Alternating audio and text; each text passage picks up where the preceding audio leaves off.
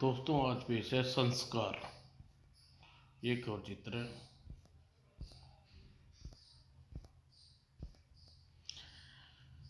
घने जंगल के रास्ते में मध्य देश की ओर बढ़ता कारवां। यह कारवां व्यापारी कुबेर दत्त का जो प्राय दूसरे राज्यों में व्यापार करने जाता था। सोम पड़ाव नदी किनारे डाल दो, जो आज्ञा स्वामी। कुछ देर बाद, हाँ तो सुहानी, रास्ते में हम लोग किस विषय में वार्ता कर रहे थे? आप बता रहे थे कि संभ्रांत कुल में जन्म लेने वाला बालक बड़ा होकर विद्वान बना। रुद्र कुल में जन्म लेने वाला नहीं। बिल्कुल ठीक। वह चरवाहे का लड़का मेरे कथन की पुष्टि करता है। आपकी नहीं, मेरी बात की पुष्टि। मैंने आपको बताया था कि इंसान जन्म से नहीं, संस्कारों से मूर्ख या विद्वान बनता है। क्या तुम अपनी बात सिद्ध कर सकती हो? अवश्य, यदि अवसर मिले तो। तुम कहना चाहती हो मेरा कथन, मेरा अनुभव गलत है? मूर्ख, तूने मुझे झूठा और अनुभवहीन कहा। स्वामी, निकल जाओ यहाँ से, और तब तक मुझे अपना मुंह मत दिखाना जब तक अपनी बात सिद्ध न कर दो। आपका आदेश सिर माथे पर। जो सच है वह सच रहेगा, और मैं इसे सिद्ध करने के दिखाऊंगी। स्वामी, शांत रहिए। स्वामी। कुछ ही देर बाद सेठ का गुस्सा ठंडा हो गया। सुहानी, मुझे क्षमा कर दो, क्रोध में तुमसे अप्रिय बातें कह दी गया। स्वामी, मुख से निकली बात व कमान से निकला तीर वापस नहीं आता। अब मैं अपनी बात सिद्ध करके ही आपको मुंह दिखाऊंगी। सोम, तुम मेरे साथ चलोगे या अपने स्वामी के साथ रहोगे? आपके साथ।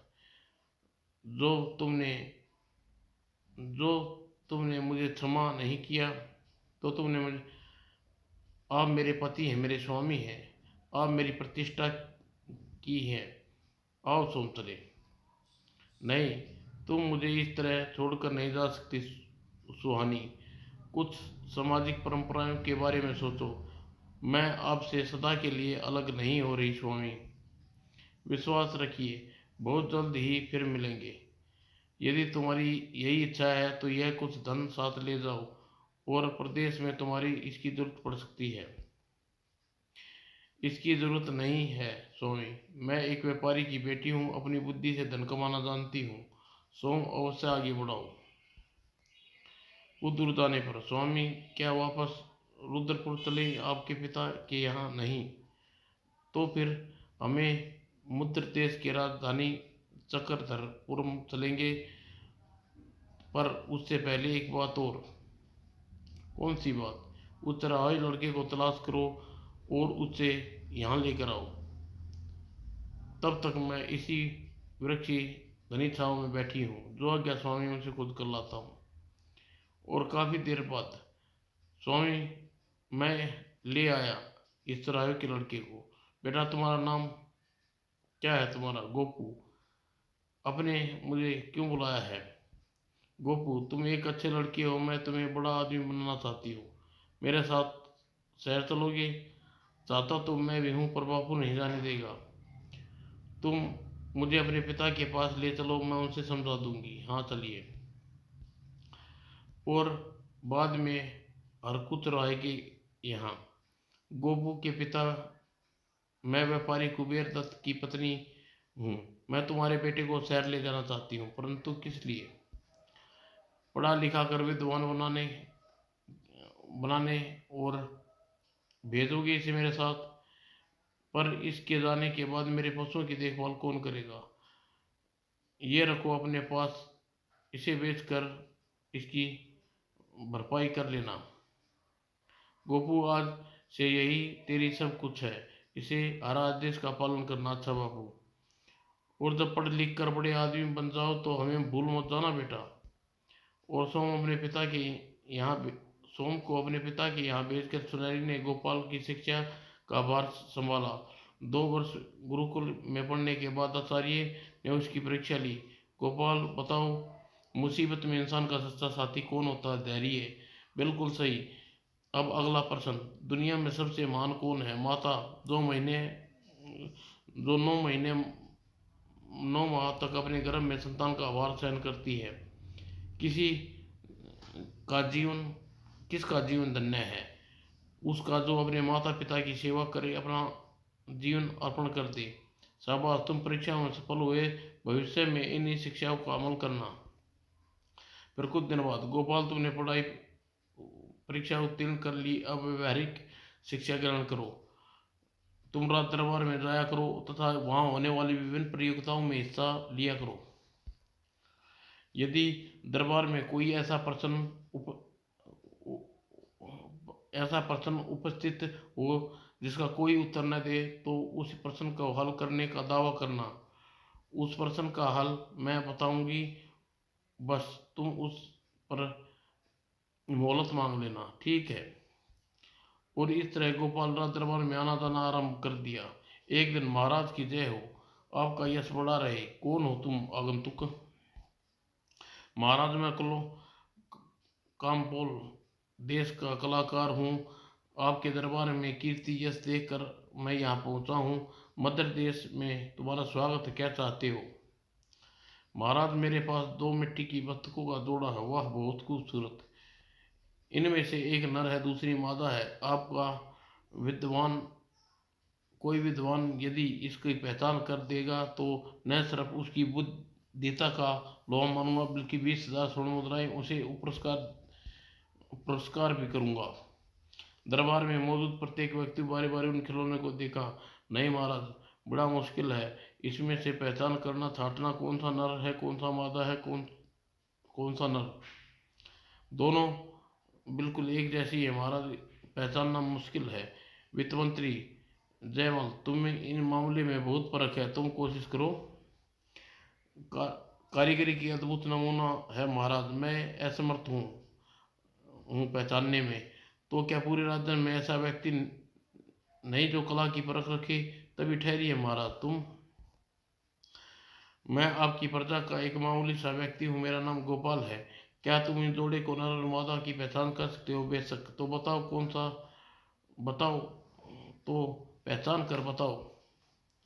मैं इसकी पहचान मैंने पहचान कर ली है महाराज, पर इसका उत्तर आज नहीं कल दूंगा।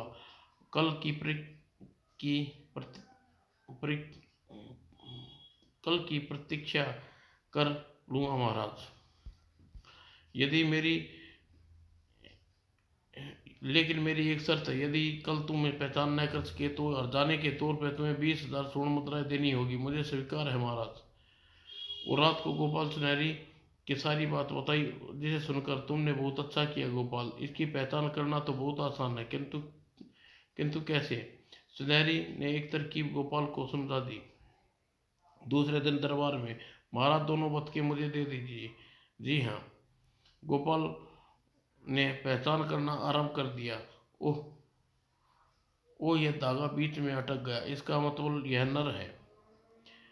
और दूसरी बत्तख के कान में धागा परोया, वो धागा कान के आर पार हो गया, इसका मतलब यह मादा है। महाराज, इसमें से मेरे दाएं हाथ में वाली बत्तख मादा है और बाएं वाली नर। कलाकार, बताओ ये गोपाल ने सच कहा है? बिल्कुल सच महाराज, मैंने दोनों को इतना ही फर्क रखा था जिससे इस नौजवान ने पहचान लिया।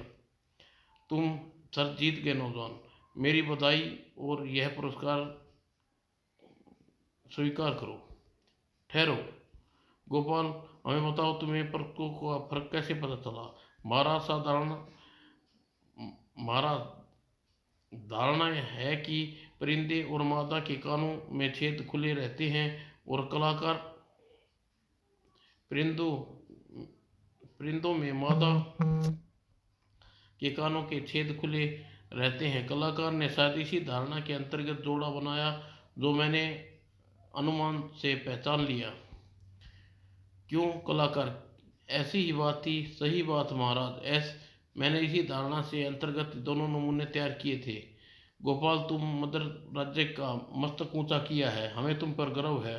धन्यवाद महाराज। कुछ पुरस्कार मांगो, तुम्हें हर इच्छा पूरी करेंगे। समय आने पर मांगूंगा महाराज। अभी तो बस यही विनती है कि मुझे दरबार में बेरोटक आने जाने की आज्ञा प्रदान की जाए। समय बीतता गया। धीरे धीरे बात को 2 वर्ष बीत गए। अन्नदाता की जय हो। एक बार फिर आपकी सेवा में हाजिर हुआ हूँ। तुम? महाराज, मैं मूर्तिकार हूँ जो पिछली बार यहाँ आया था और अपनी शर्त हार कर लौटा था। इस बार क्या नई पहेली लाए हो मूर्तिकार?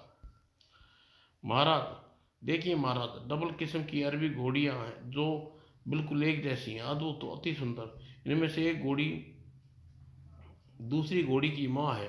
पहचान करवाइए कौन माँ है और कौन बेटी। शर्त पहले वाली जरूर। और राजा ने दरबारियों की ओर देखा। पहले की भांति इस बार दरबारियों ने निराशा जाहिर की।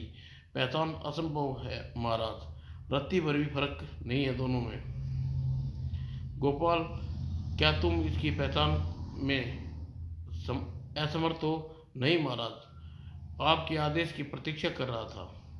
गोपाल दोनों घोड़ियों की सरसरी तौर पर परीक्षण किया। कलाकार के प्रश्न का उत्तर मैं कल दिया जाएगा महाराज। आज क्यों नहीं? महाराज, मैं अच्छी तरह दोनों घोड़ियों के निरीक्षण करना चाहता हूँ। प्रार्थना है कि इन दोनों घोड़ियों को आज रात में घर ले जाने की आज्ञा दे। कलाकार, तुम्हें कोई एतराज तो नहीं? मुझे कोई एतराज नहीं। चाहे ये शौक से दोनों घोड़ियों को आज रात अपने घर ले जा सकते हैं। अरे, ये तुम किसकी घोड़ियाँ ले आए गोपाल? और अंदर चलो, माँ सब बताता हूँ। और गोपाल घोड़ियों को बुद्धि परीक्षा के लिए लाई गई है माँ। कलाकार द्वारा जो पहली बार सर तार कर लौटा था। घोड़ियाँ खूबसूरत है, पर चाहता क्या है वह कलाकार? दोनों घोड़ियों में से एक माँ है, दूसरी बेटी है। कलाकार चाहता है कि इन दोनों माँ बेटी की पहचान की जाए। बहुत आसान है इनकी पहचान करना। तुम ऐसा करना कि। और दूसरे दिन दरबार में, महाराज, अब मैं परीक्षा के लिए तैयार हूँ। गोपाल ने नाद से घड़े में पानी भरा। अब इन घोड़ियों को मंगाइए। दोनों घोड़ियों को लाओ। और कुछ देर बाद, महाराज, इन दोनों में से यह बेटी है और यह इसकी माँ है। क्यों कलाकार, गोपाल का कहना सच है? जी महाराज। मैं फिर सिर हार गया महाराज। गोपाल, तुमने यह पहचान कैसे की? बात आसान है महाराज। हर माँ अपनी औलाद के प्रति ममता होती है। माँ स्वयं भूखी प्यासी रहकर अपने औलाद का पेट भरना चाहती है। यह एक ईश्वरीय नियम है। इन दोनों घोड़ियों की रात भर प्यासी प्यासी हैं। तब जब मैंने इन्हें पानी दिया तो बेटी माँ को हटाकर खुद पी रही है। माँ के अंदर ममता के भाव हैं, इसलिए माँ प्यासी होते हुए भी बेटी को पानी पीने का मौका दे रही है। गोपाल, तुम शर्त जीत गई। शर्त के मुताबिक यह तुम्हारा पुरस्कार। धन्यवाद। कलाकार जग के जाने के बाद, गोपाल, तुमने 2 बार मदर देश राज्य के सम्मान रखा, पुरस्कार जीते। अब तीसरा पुरस्कार मैं तुम्हें दूंगा। बोलो, तुम्हें क्या दूं? धन या दरबार में कोई प्रतिष्ठा पद? स्वामी, कल मैं सोच कर बताऊंगा। और रात रात को गोपाल घर में, माँ, महाराज ने मुझे प्रसन्न है तथा पुरस्कार देना चाहते हैं। तुम बताओ, मैं उनसे क्या मांगूं? जब तुम दरबार जा कल जब तुम दरबार जाने लगो तो पूछ लेना। अच्छा माँ। दूसरे दिन जब गोपाल दरबार जाने के लिए तैयार हुआ, माँ, तुमने अभी राजा के पुरस्कार लेने के बारे में कुछ नहीं बताया। मैंने इस बारे में तुमसे गंभीरता मैंने मैंने इस बारे में गंभीरता से सोचा। मेरी राय है तुम बजाय राजा के धन मांगने के राजा से अधिकार पत्र मांग लो। अधिकार पत्र कैसा? उस पुल का अधिकार पत्र जो तुरंग मदरा नदी पर बना है, जो मलाव और मगध राज्य को जोड़ता है। तुम कहती हो तो ऐसा ही करूँगा माँ। सिर्फ पुल का ही अधिकार पत्र मांगने के कारण मेरी समझ में नहीं आया। वक्त आने पर तुझे समझ आ जाएगा गोपाल। मैं एक व्यापारी की बेटी हूँ। उस पुल से तुझे बहुत ही उज्जवल उज्जवल संभावनाएं नजर आ रही हैं। ठीक है माँ। और विस्मित सा गोपाल दरबार के लिए रवाना हुआ। समझ में नहीं आता माँ ने वह पुल का उज्जवल संभावना दिखाई दी। वह नगर से दूर एक निर्जीव स्थान पर है। दरबार में महाराज, मुझे तुंग भद्रा नदी पर बने पुल का अधिकार पत्र चाहिए। मदर मदर देश के मवाल या मवाल मदर से आने वाले वाले कोई भी व्यक्ति मेरी या वाहन मेरी आज्ञा के बिना पुल से नहीं गुजर सके। सिर्फ इतनी सी बात गोपाल, हमने दिया तुम्हें उस पुल का अधिकार। और सुहानी ने अपनी रुचि के अनुरूप पुल के आसपास अपना आवास बनाया।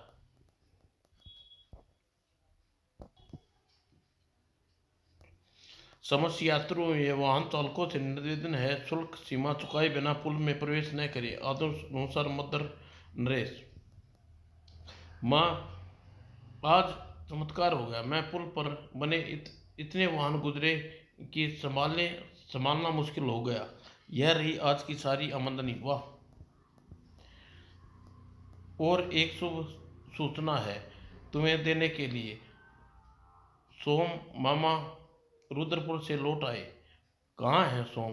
दिखाई तो नहीं देते। अवसरशाला में आते ही होंगे। वे आ पहुँचे। नमस्कार स्वामी। सोम, कैसे हो? रुद्रपुर में सब ठीक है? वहाँ सब ठीक है स्वामी। और मेरे स्वामी वे कैसे हैं? सेठ जी के बारे में तो सुना है, वह 2 वर्ष बाद कोलंबो से खूब धन कमा कर लौटे थे और तुरंत ही और खाद्यान्न लेकर माहौल की ओर चले गए हैं। माहौल जाने का रास्ता तो इसी पुल से होकर है ना सोम? तब तो वे भी इस पुल से जरूर गुजरेंगे। उम्मीद तो यही है स्वामी। और मैं उसी दिन की प्रतीक्षा में हूँ जब उसके सामने मैं अपनी बात प्रमाणित कर सकूं। सोम, तुम थके हुए होगी, जाकर आराम करो। शेष बातें सुबह होंगी। जैसी आज्ञा स्वामी। और कुछ दिन बाद सानो मास संध्या को व्यापारी कुबेर दत्त अपने काफिले के साथ पुल से गुजर रहा था। यह कैसा पर, परिवर्तन है। रास्ता यात्री निर्देश है कि सीमा चुकाए बिना पुल से न गुजरे। सुना मदर सुनो, मदर में दाखिल होने का नया फरमान क्या हाल में ही जारी हुआ है? जी हाँ। तो यह लो शुल्क और पुल खोल दो। हम अफसोस है सेठ जी, प्रवेश का समय समाप्त हो चुका है। क्या मतलब? सेठ जी, शाम 6 बजे पुल पर यातायात बंद हो जाता है और फिर दूसरे दिन ही खोला जाता है। ऐसा आदेश है। अरे भाई, ऐसा जुल्म मत करो। ओ, सिर्फ कुछ देर के लिए पुल खोल दो, तुम्हें 2 गुना शुल्क देने को तैयार हूँ। व्यवस्था है सेठ जी, कानून सबके लिए समान है। पर मेरी मजबूरी को समझो। धमड़ों लाखों का मूल्य की चीनी भरी है। जरा सी बूंदे पड़ गई तो मैं वह सब बर्बाद हो जाएगा। हमें आपकी सहानुभूति है लेकिन पुल नहीं खुला जा सकता। यदि गोपाल सेठ तो की आज्ञा दे दे तो हम आपको जाने दें। गोपाल या गोपाल कौन है? यह पुल के अतिरिक्त स्वामी हैं। उसके पार रहते हैं, उस कोठी में। बहुत रहम दिल आदमी है, शायद तुम्हारी प्रार्थना स्वीकार कर ले। व्यापारी कुबेर दत्त ने धड़कते दिल के साथ पुल पार किया। मगर अधिकारी ने आज्ञा नहीं दी तो मुझे इस पुल के अधिकारी से मिलना है। गोपाल से जरूर। पर आपका परिचय? मेरा नाम कुबेर दत्त है, खाद्यान्न का व्यापारी हूँ। कुछ क्षण यहीं प्रतीक्षा कीजिए। और द्वार के अंदर सूचना दी। स्वामी, बाहर कुबेर दत्त नाम का एक आदमी खड़ा है। वह तुरंत आपसे भेंट करने की आज्ञा चाहता है। द्वारपाल, उस व्यक्ति को अहुलिया कैसा है? द्वारपाल ने बताया, उसे अंदर ले आओ, जैसा आदेश। माँ, तुम उस व्यक्ति का नाम सुनकर चौंक क्यों गई? तुम इस नाम से पूरी परिचित का स्मरण हो जाए आया है गोपाल। तुम इस व्यक्ति से मिलो और मैं और सोम साथ वाले कमरे में बैठेंगे। कुछ देर बाद, नमस्कार अधिकारी महोदय। नमस्कार, पधारिए। श्रीमान जी, मैं एक खाद्यान्न व्यापारी हूँ, कुबेर दत्त नाम है मेरा। आपका परिचय मुझे द्वारपाल से मिल चुका है। मुझसे मिलने का कारण बताइए आप। सोम, ये तो स्वामी हैं, जरूर विपत्ति में फंस गए हैं, शायद सुसाट। श्रीमान, मैं बड़ी मुसीबत में फंस गया हूँ। अगर आपके सहायता न की तो सर्वनाश निश्चित है। सेठ जी, भूमिका मत बांधिए, उद्देश्य कहिए। श्रीमान, पुल के पास मेरा काफिला खड़ा है, खान सारी से भरा है। मैं चाहता हूँ आप मुझे शहर जाने का आज्ञा पत्र जारी कर दें।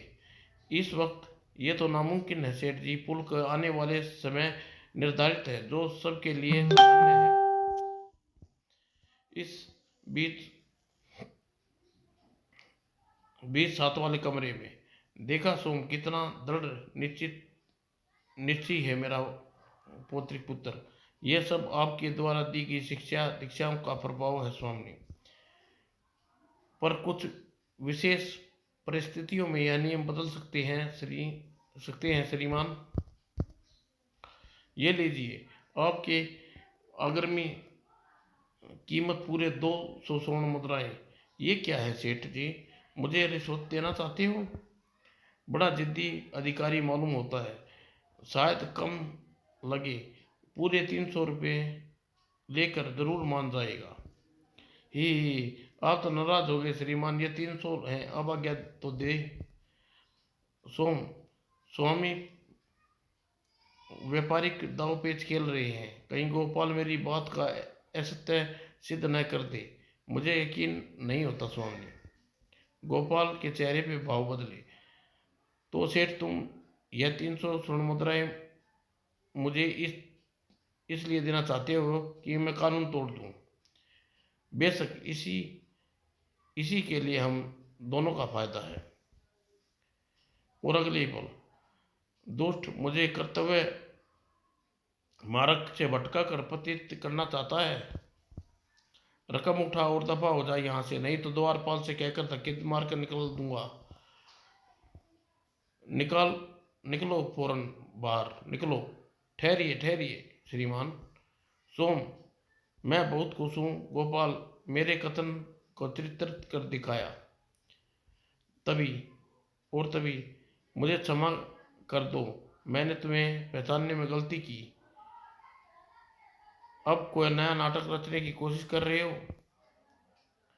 नहीं बेटा, मैं समझ गया था कि तुम किसी प्रकार प्रलोभन में नहीं झुका सकता, लेकिन व्यापारी होने के नाते, मैं एक बुजुर्ग होने के नाते तुम्हें मेरी प्रार्थना स्वीकार करनी पड़ेगी।